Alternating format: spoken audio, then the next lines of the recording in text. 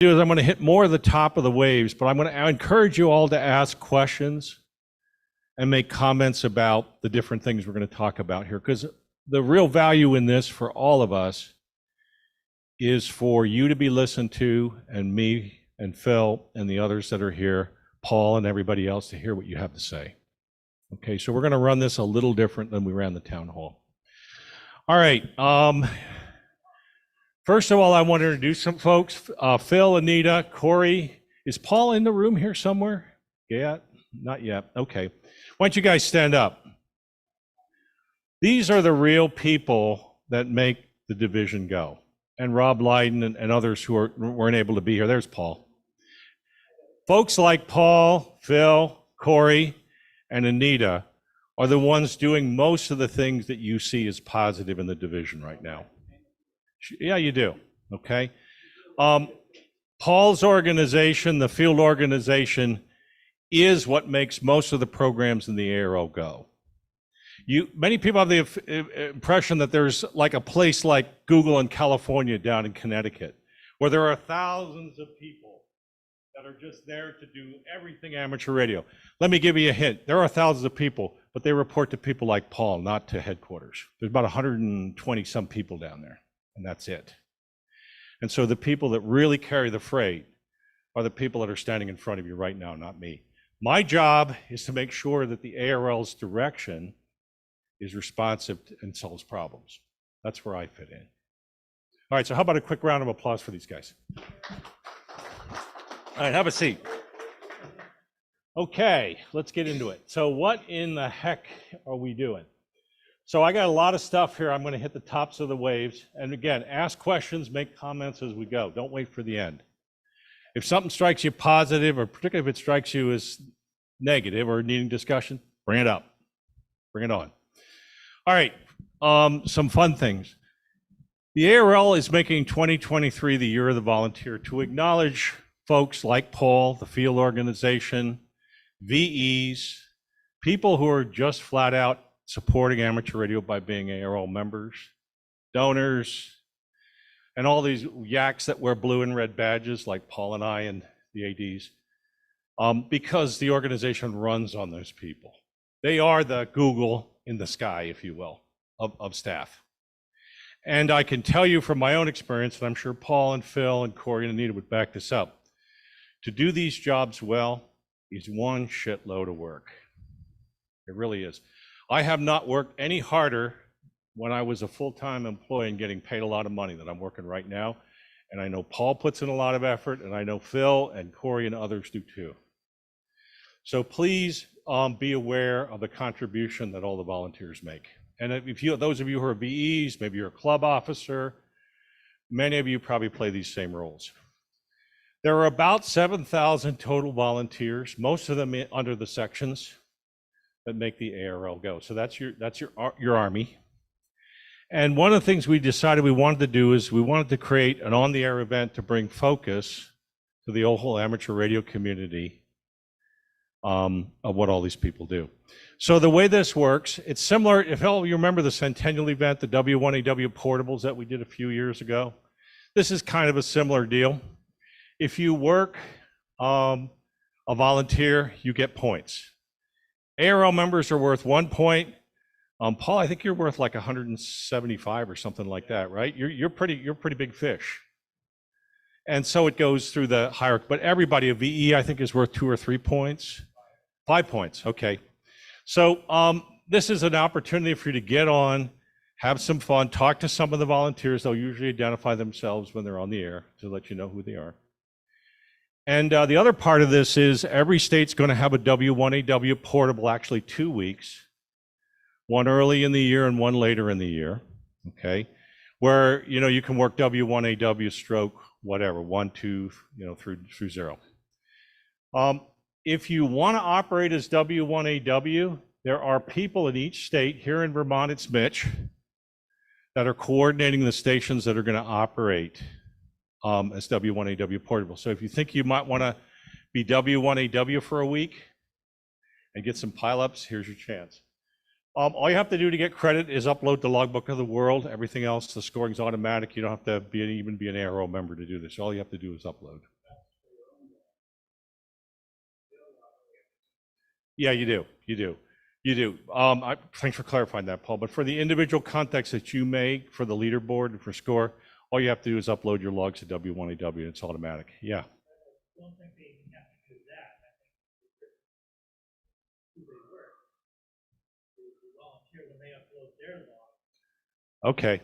All right. So it's even easier than I thought. All right. So at any rate, check this out. It's if you want to work all states, Anita got her worked all states triple play, I think from W1AW Portable the last time, worked everybody in CW sideband and digital.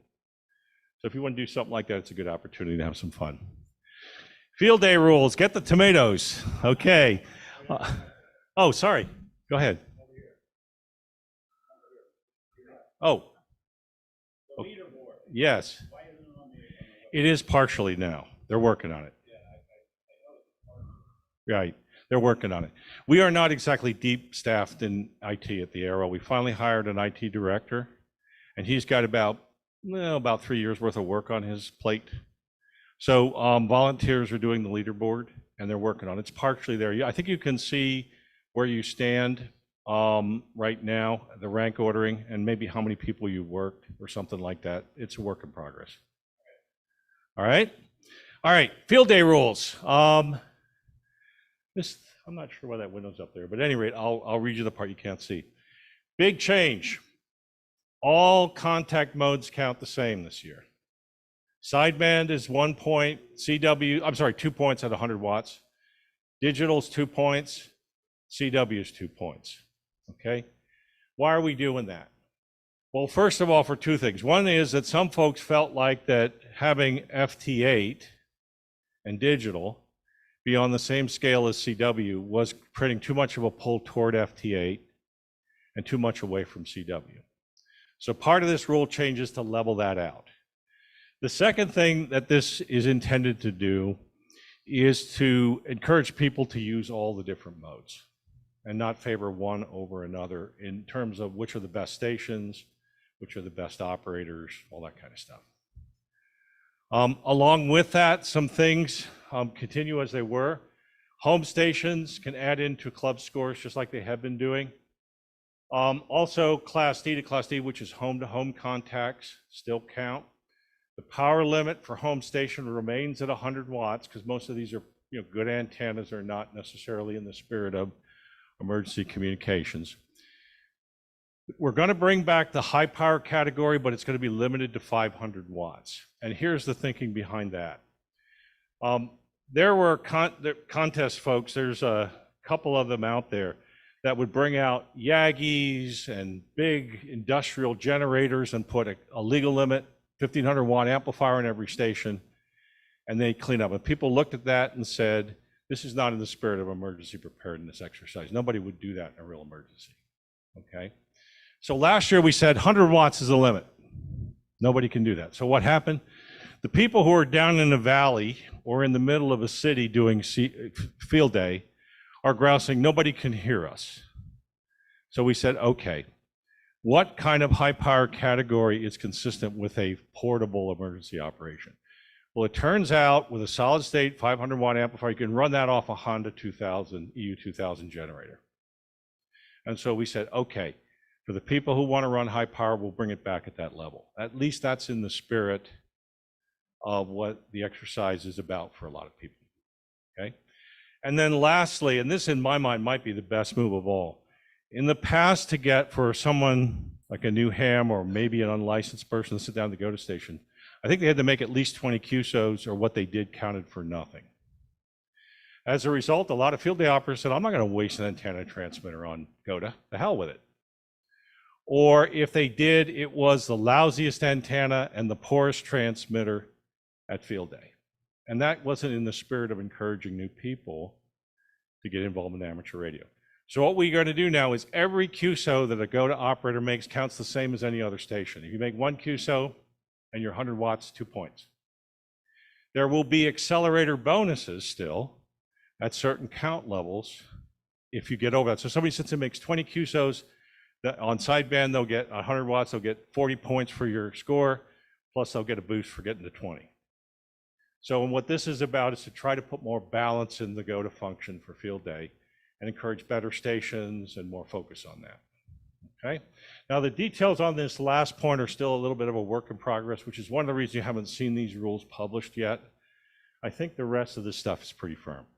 Okay, so that's what's coming there. Okay. Those of you who have been to a few of these will notice that this is the first board meeting I've ever talked about since I've been director. And the reason for that is this is the first board meeting that's happened that's mattered for anything since I've been a director. If you go back and look at the notes from the previous 2 board meetings, we tinkered with bylaws and we recognized a few clubs. And the club recognitions are important. We really didn't do much for the members. A bunch of us got together in January. We decided enough of that. We're going to change it. And what you're looking at here is probably the most productive board meeting that the ARRL has had in the last 5 years. We passed, depending how you counted, somewhere between 15 and 20 motions, and well over half of them are directly aimed at solving problems for amateur radio or benefiting our members or both. So this is a picture of what this needs to look like going forward, and we're not stopping with one board meeting. Okay, so with that, let me kind of go through some of the things that happened. Administrative stuff, we passed a budget, we set up some guidelines for our external investor to use. We did elections for something called the executive committee, which I'll talk about more later in the foundation board. We do that every January. That's nothing new there, nothing special that we don't always do. This first set of things are things that I'm very proud to have my name associated with. If those of you who have heard me talk in the past, you know I am very focused on getting new people in amateur radio, getting them on the air, getting them active. I really believe that if we do not do this, in 10 or 15 years, there won't be an ARRL and there won't be much left of amateur radio. It is the #1 priority in my mind and should be the #1 priority for the ARRL. What we did is we have asked the ARRL, and we're working with headquarters to do this, to create a boot camp training program. I believe the first one will be delivered in May of this year. It's specifically designed to help newly licensed or newly upgraded hams put their first stations together and get on the air. The ARRL is also going to be initiating regular technical training, probably on a monthly basis. That's going to be fully interactive, as it will be boot camp. So you'll be able to be on an online session with somebody who's qualified talking about a topic, a lot like we're doing here, and ask questions and get help. That's really important for new people, to have that kind of coaching and help to help them get started. The ARRL is also looking at delivering licensed classes online to provide access particularly to extra and general upgrades in places where they're not easy to find. And we've also initiated a few programs that are designed to encourage people with tech licenses to use their HF privileges on 6 and 10 meters. We feel like this is a perfect time as we're coming into what looks to be a much better than expected sunspot cycle, where these bands are going to be pretty good. If we can get a tech to get a 10-meter rig, simple dipole, and 100-watt radio up, we know their chances of going to general and beyond and staying active in amateur radio are much, much better. And so that's what that's designed. Did you know that right now, if we license 100 technicians, we're lucky if 15 of them ever become active hams? It's that bad. And so this stuff is the best thing that I can think of, and my cohorts on the board can think of, to try to address that problem. And it's really important. Beyond that, we created a new committee called the Radio Sport Platform Committee that's chartered to come up with a plan to evolve Logbook of the World. We also put money in to hire a headquarters staffer to help start the process. Now, we don't know what this is going to be yet. It's probably not going to be just fine-tuning on current Logbook of the World. It's probably going to be a next generation thing. So this group is intended, along with the headquarters person, to come up with a specific plan, what's needed in resources, timing, functionality, all the stuff that you need before you embark on a major, what probably be software development program, to try to figure out where we're going to go with this. Okay. Next up, right now we recognize clubs. Somebody writes up a motion, usually Phil or I do it. We all vote in the board meeting, we cheer, club gets a plaque. It's nice. But the part of that that's missing is the people that are getting recognized aren't there. And so what we decided to do on this front is say, okay, look, we're going to take that process outside the normal board meetings and have a special meeting to do those recognitions where the club leadership can be present and hear what happens and experience the appreciation and stuff that people have for them. So it's designed to make that more meaningful for the people that are getting recognized. Okay, this one will be, I'm sure, a hot topic at my cabinet meeting, which is coming up soon. There has been an ongoing debate in the committees about, one of the committees about the relationship between directors, vice directors, section managers, and headquarters. There were some people who thought we should have a hardline org chart reporting. I know, and most of my peers know, that that's not going to work for people. However, on the opposite side of the equation, there are divisions that never have a cabinet meeting, where the director never bothers to do anything to engage the section managers, doesn't listen to them on a regular basis, doesn't really care about them on a regular basis. And so what the motion that got passed here is to bring the bar up to what are kind of best practices. So every division needs to have a cabinet. Every division needs to have a process where section managers can provide feedback and directors can provide feedback, and everybody remains independent. Nobody reports to anybody. That's where we came out. I personally think that was the right answer. It's probably fairly close to where we are in New England right now. We have cabinet meetings, we have these kind of interactions. So I don't anticipate that this is going to have a great deal of impact, except maybe to get us to focus on how can we communicate better and work together better than we're doing now. Lots of people, how many people have HOA concerns in here? Anybody? A few people do, yep. So I constantly get questions, what in the hell are you guys doing about this HOA thing? It's been hanging out there for, what, 4 or 5 years now? Maybe longer? At least in terms of the legislative efforts. Yeah, all right. So some of you may have noticed that we actually got a bill introduced in Congress. That's a reasonable piece of HOA legislation. Now this thing is not, you're not going to be able to put a 100-foot tower and stacks in your backyard in HOA. That will never get done. What the bill allows for is that HOAs cannot outright ban amateur radio antennas. They have to try to make reasonable accommodation, and particularly allows for a class of antennas that I would say would be like a flagpole antenna. That makes it almost impossible to reject those. Now, the people that run HOAs are very well-funded lobbies. Some HOAs take a percentage of their HOA fees that some of you pay, and they put it right back into lobbying. So these people have money. And any of you who know anything about national politics, it's largely about 2 things fundamentally: money and votes, right? And so for an organization the scale of the ARRL, you know, I looked at this. If we were to try to lobby, say, at the level of the cell phone providers, it would exhaust all the funds that the ARRL has in less than a year and a half, everything. So this gives you a feel for how difficult this problem is. And this is why we've been pretty mum on what we're doing. We do not want to equip all of our competitors in the HOA lobbies with a lot of detailed information about what our strategy is, what we're going to do next, how much money we're going to spend, because it just makes them easier for them to win. Okay, so with that context, what's happened? We got a bill introduced in the lame duck session of Congress, and some would say, well, you know, these guys knew they never had to vote on it. What the hell does that mean? Here's why that's significant. To get a congressman or lady to introduce a bill means you have to go through a very involved process negotiating with their front office staff to get it to the point where they're satisfied politically that they're willing to put their name on that bill. That's not an easy thing to do. And the fact that we got 2 congressmen to get together and introduce this bill is a major step forward. That said, the next major step forward has to happen probably in the first 6 months of this year, which is we need to see them reintroduce the bill in a session where it's actually going to be voted on. And we're watching very, very closely to see, and a lot of people are working on this. There's something called the Legislative Advocacy Committee in the league whose pretty much full-time charter is to work on this stuff. If that happens. We put a significant chunk of money, and I'm not going to disclose the amount, in the budget for lobbying efforts, assuming we're going to be successful. And we doubled it in the board meeting. That's what that motion that you're going to see in the notes with, that's very indescript is about. Okay. 2023 is going to be integral and very pivotal in terms of how this goes forward. This is the year when something needs to happen.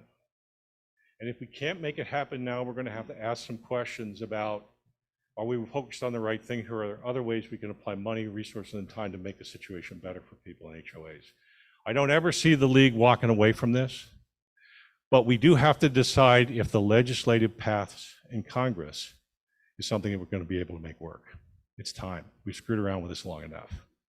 All right, so that's what's going on there.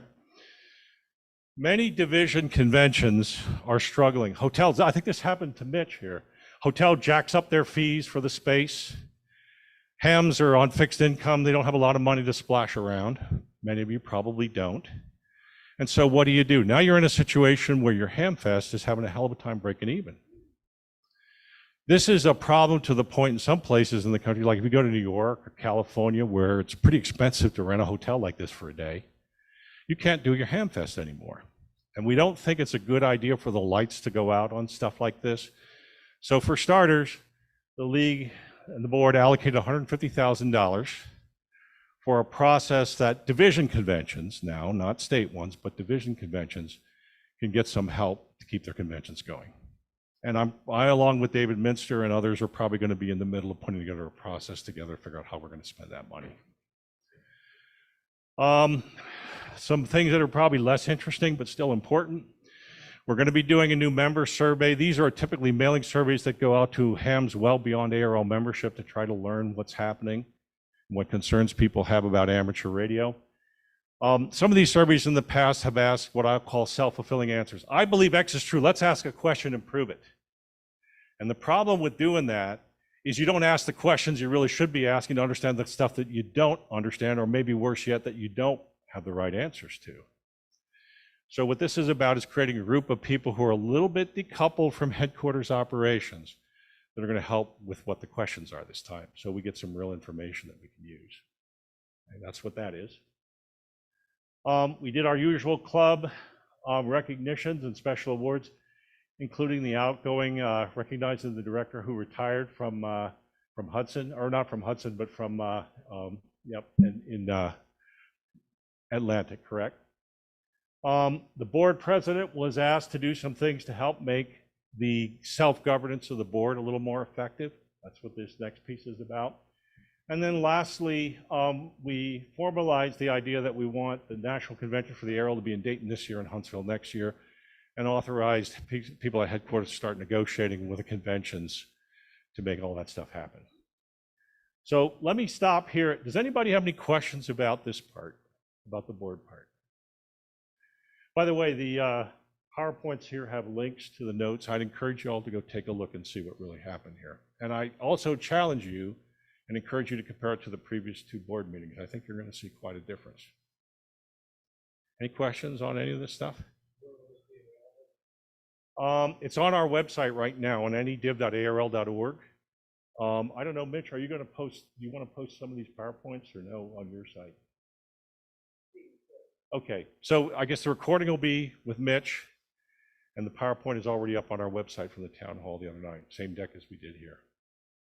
Yeah.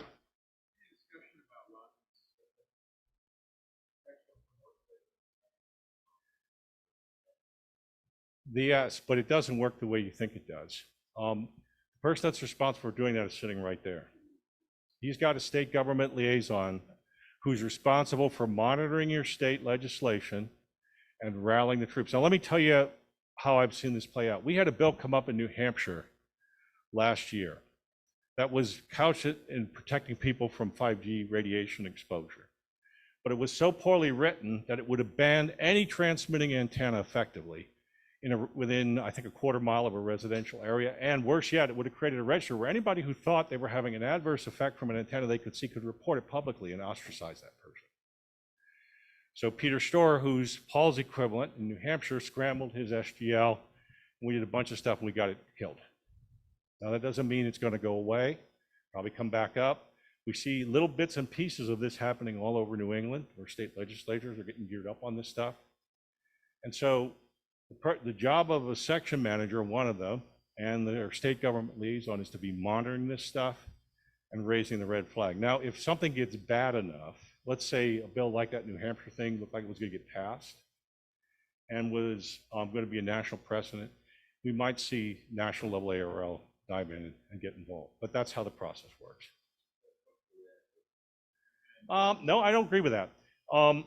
We routinely ping our SGLs and say, what's going on in this legislative session? And they're supposed to be monitoring that using their contacts in the state legislators to keep an eye on things. So it's their responsibility to be proactive.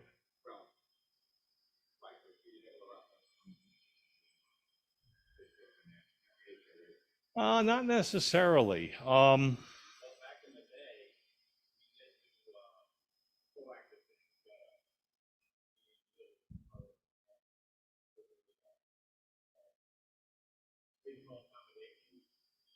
With the hands-free stuff you're talking about? No, for PRB1. Okay, got it. PRB1, we were proactive on that. We got PRB1. And by the way, nothing prevents you from doing those things going forward. And if you need some support, particularly if you're doing something that might set a precedent, you probably can get headquarters involved at that level. The problem is, again, remember, there's not like an army of attorneys and stuff that we have. It's all about the volunteers in the field organizations. So when you get beyond the national level stuff, we sort of don't have a good way of doing any of this except with the folks in the field. It's okay. It was a good question. No problem. Paul. Yeah, I think on a similar topic back in the day, Vermont had a law where you could phone cell phone with the driver. Right. And it was so poorly written that it sounded like this was talking on the radio. I remember that. So they were saying that if the hand got involved, so we got to give us some attention to it, we got to write it in there. They said, well, why can't they just go over and talk about it? And I keep doing it. If it worked like that, they would get out of the hot. Right. Right.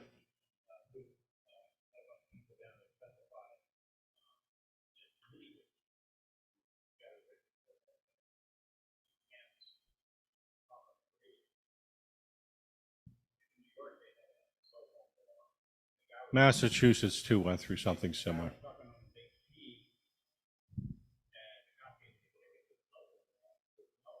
You can't do that, right?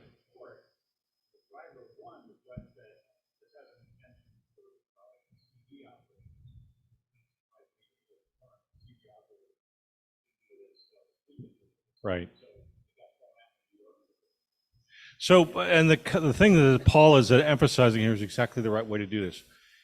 If you all see an issue, in addition to what Paul's SGL does to try to monitor this stuff, you should be bringing it to Paul, and it doesn't hurt to let me know about it either, but it's Paul's show and his SGL show to follow up and try to rally the troops. Now, what we did in the New Hampshire case is we rallied people in New Hampshire to go in and comment, and we flooded the legislative public comment website with comments, and it created such a response that the thing was voted down like, I don't know, 80% negative and 20% tried to push it through.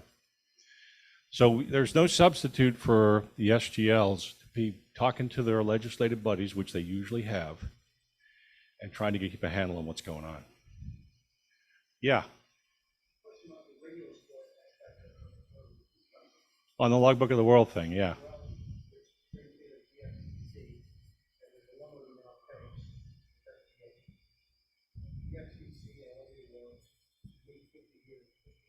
Yep.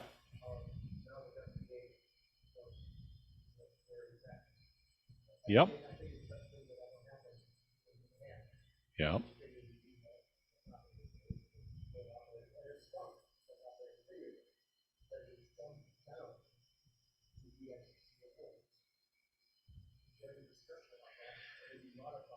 I brought this up, and the answer that I got was get your DXCC as sideband only or CW only if it matters to you.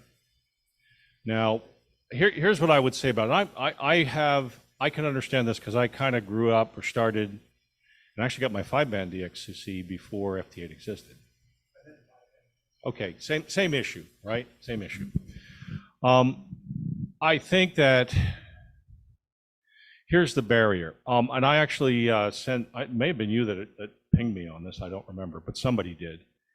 And I sent a note over to PSC basically saying, why don't you consider having a analog mode only variant of some of these awards? And the answer I got back is we're struggling to have enough staff to administer what we have now. We can't see creating a new category and trying to deal with all of the rollout that would go along with that. And, you know, I have mixed emotions. I'm going to go with what the board decides because that's my job, okay? I will also tell you that headquarters is on a path to lose $1.5 million this year, and we don't know how to make that up. And so when some of these initiatives, although part of my job and others' job is to work on, that's what some of these new HAM initiatives are about. They work over time. They're going to give us more members, which will help with the financial issues. But in that world, it's awfully hard for me to turn to headquarters and say, we need to hire another person because we want to fix X, Y, or Z. Because what I'm doing, if I do that as a director, is I'm making the financial problem of the organization I'm supposed to be taking care of even worse. So until we can get that issue straightened out and get the ARRL to the point where it's operating in the black, and it's not, it's very, very hard to pile a lot of new stuff on unless it doesn't really cost any money. So I hope that helps you understand the situation. It's not, yeah.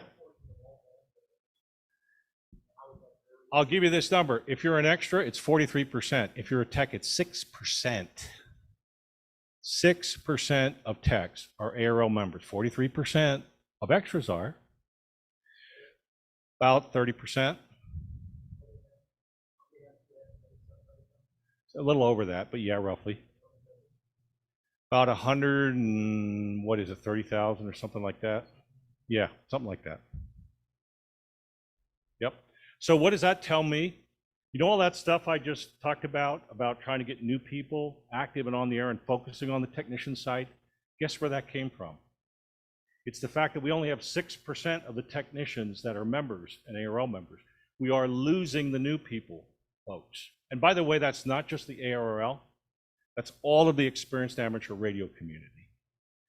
Only 1 in 5 best case hams who gets a tech ticket will be active a year later. And the rest of those licenses, you might as well throw them in the trash.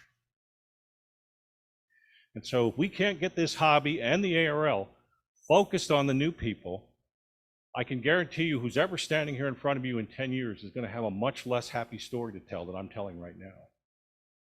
It is, in my mind, this is the reason I keep saying this is the most important thing for us to do. It's going to be important not only for the ARRL and its financial problems, it's important for amateur radio. If we don't deal with this, you know what the average age of an ARRL member is? What do you think it is? That's not quite that bad. It's a little under 75 years old. Now, here's one that'll really scare you. You know what the average age of a new licensee is? 50. So, and what do we know about what happens, unfortunately, to all of us as we go past 75? There's less of us at 85, and there's a lot less of us at 95, and there's almost none of us at 105, right? So do the math. 20% of 50-year-old people coming in are getting active. And the average age of the ARRL is 75. What do you think this picture looks like if we do nothing?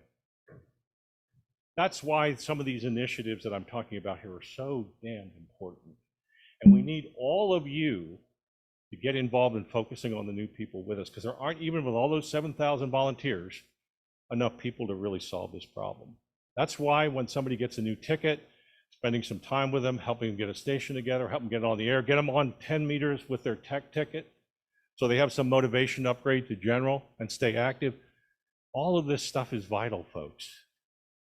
I can't stress that enough. Everything I've done since I've been a director has been focused on looking at this problem and getting real data so we know what the hell is going on. And I can tell you that everything I've looked at points to this as the #1 thing that will help amateur radio and help the ARRL. There's nothing that's more important. Yeah.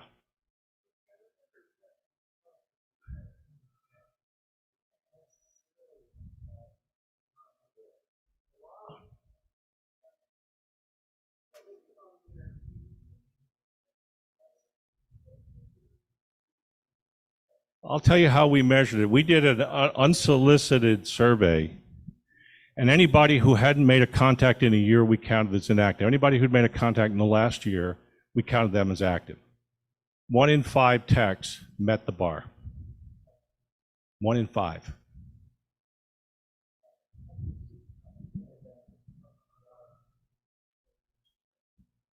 Okay.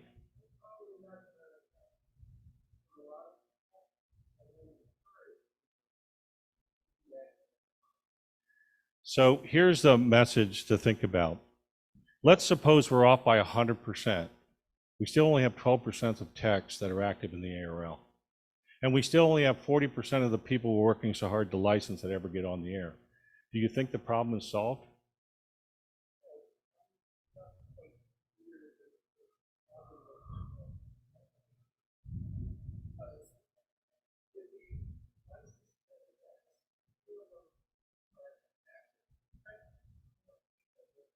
That's true. But the problem is unfortunately. All right, well, so let me tell you how it compares historically. The rate of new licensees is declining. When I compare to GRMS licenses, which don't require a test and require allow some of the same things, the rate of people getting GRMS licenses is 6 times higher than technicians. 6 times higher. And by the way, the radios are less expensive. So if your goal is to just use repeaters and stop there, GRMS looks pretty good. So what's the value prop for amateur radio? Well, it's the fact that you can progress beyond a 440 or 400 megahertz repeater experience in a mobile and do DX and all the kinds of things we need, which is why we're so focused on getting hams active in the amateur radio part, because that's the gateway to get folks to progress as amateur radio operators. And the other thing we need to do a better job of is we need to make that average age of a brand new licensee be something a hell of a lot lower than 50 years old.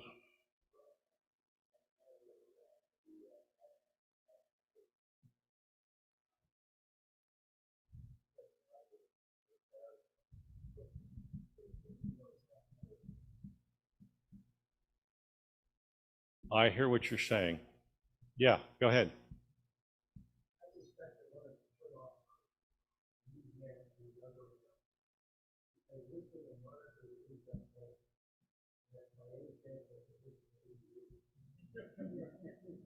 Yeah. Yeah.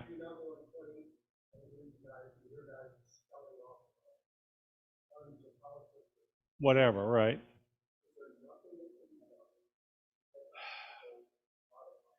You know, the best thing I can answer that, unless you want to somehow set up a process that takes their licenses away. And honestly, some of those people, I'm not even sure that would stop it.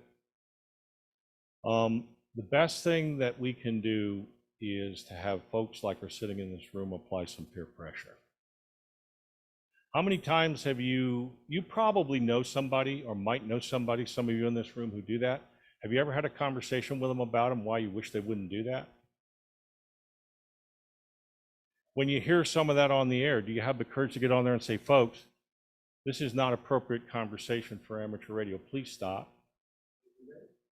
Not always, but at least it's some pressure. If enough people did that, it might have a difference. This is about us, folks. If you can't change the mindset of amateur, and the same is true with mentoring new people, then many of these problems are very, very difficult to solve.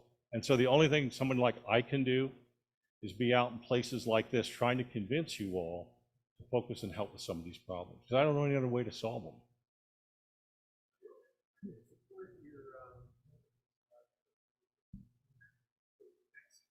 Yeah, exactly. You got it.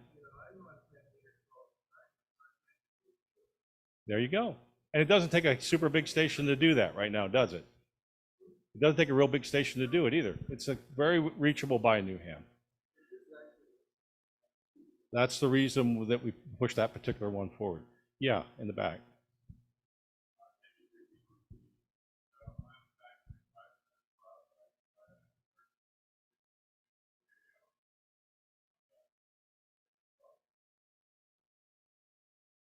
Okay.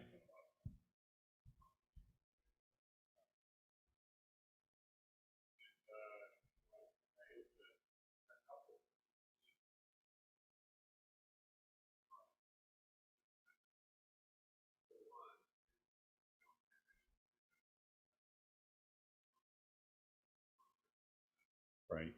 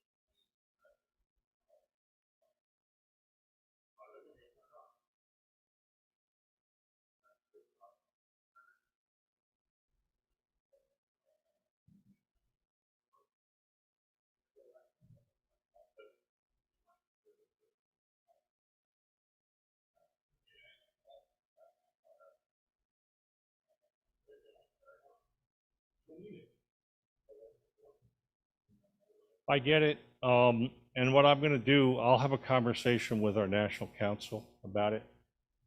Here's what I think I'm going to hear, what I'm afraid I'm going to hear. Okay. Because this is a non-commercial service, and the fact that people all around us pay tremendous money for rights, for licenses, literally right next to our bands, I suspect one of the big pushbacks will be that if you allow encryption, you have no way to enforce non-commercial use anymore. And that's going to be a big sticking point with the FCC. But I will have a conversation with David Siddell about this and see what he thinks. Yeah, Horace.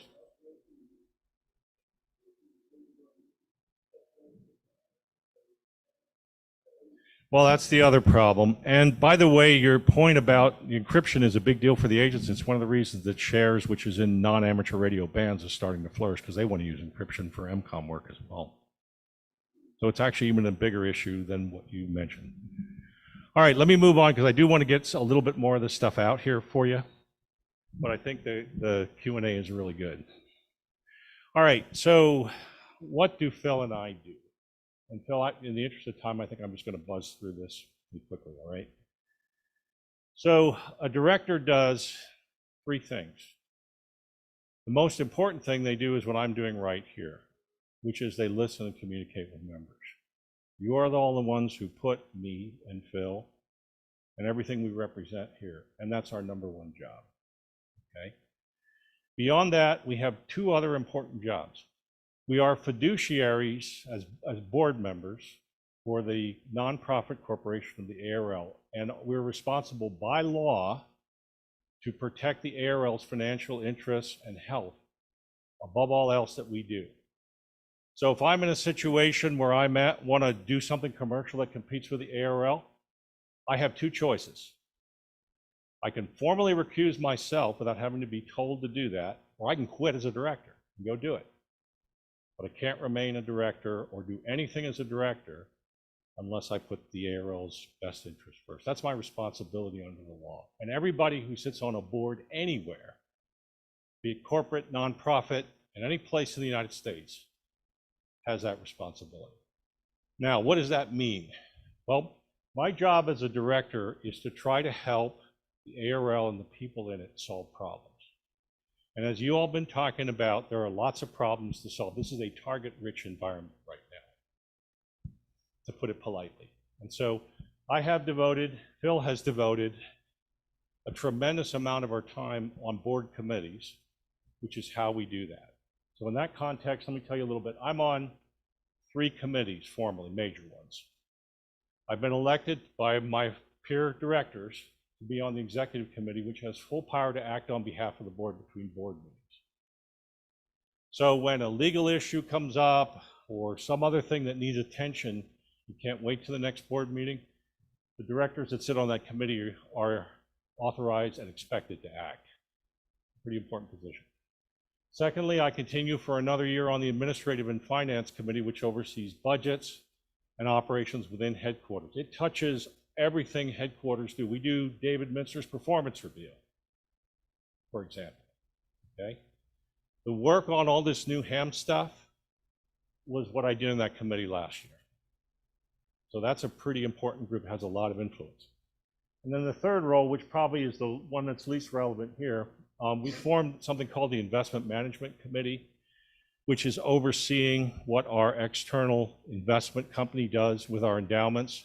And I'm the only board director that sits on that committee. Everybody else are financial experts. And I'm there in an oversight role to make sure that whatever goes on there doesn't get off the ranch. Okay? Now, what are we working on? Well, you know already that I'm working on new ham development and outreach. If I do nothing else as a director, if I can make that significantly better, I feel like I will have earned my ARRL facing keep. Because I think it's going to do a lot of good for clubs, for the hobby, for the league, all kinds of things. Secondly, I encountered a group of people in the traffic system here in New England that are some people I really respect. And they provided quite a bit of encouragement for me to take this role on. Not because they asked me to do anything, but because I looked at their dedication to what they do in emergency communications in a world where a lot of people don't seem to care much about the traffic system anymore. And they do it every single day, 7 days of a week without fail. And so I decided when I became a director, I was going to get a seat, even though I'm not officially on the committee that does this. I'm going to make the traffic system perform better in the future and make sure it gets healthier. That's what the NTS 2.0 program is about. We've been working for it for over a year. We've signed up 35 traffic handlers nationwide from all corners of the country to go through the whole program and modernize things and solve problems. Phil's working on that. Corey's working on that. I spend at least 2 full meetings every single week on that topic myself. It's a big priority. And the reason I'm not a traffic handler, probably never will be. The reason I'm doing that is it's important to people that I really respect here in the division. One of the things that came up a lot when the campaigns were going on was that the ARRL strategy needed a refresh. The feeling was, the feeling was that the ARRL needed to modernize what it was trying to do somewhat. Now, my professional experience, I did strategic planning work for an $8 billion a year corporation for about half my work life. So I have quite a bit of experience with this. So I've been working with our CEO and others to get a real strategic planning exercise going inside the ARRL. I'm happy to report that work kicked off in January. We're meeting every single week on a weekly basis. There's a bunch of directors and some vice directors, 2 treasurers, former and current, are on that committee. David's an active participant, so our headquarters people. And we're looking at a whole bunch of stuff to try to create a stronger future for the league. Now we'll have to see where that goes. These are not going to be small changes that come out of this one. And then lastly, I mentioned the division convention. We're also trying to get a webinar going as a resource for clubs to figure out how to modernize websites, do better financial accounting, improve their activities, attract new people. We're trying to focus on helping the club system. And for me, that's also personal. I spent the last 7 years of my life building an amateur radio club in New Hampshire into something that people are pretty proud of. So that's what I'm up to. Phil is working on the ARRL committee, which is all about a process to engage young people in amateur radio and STEM learning. It helps schools make contacts with the space station. It's kind of what it's about. Radio orienteering and program and service. Program and services, by the way, is where that DXCC debate and things like it go on. So Phil's actually a pretty key guy in some of this stuff. So don't bend just my ear, bend Phil's ear a little bit as well. A couple other things to highlight, and I'm going to stop and we'll use the last 5 minutes for questions.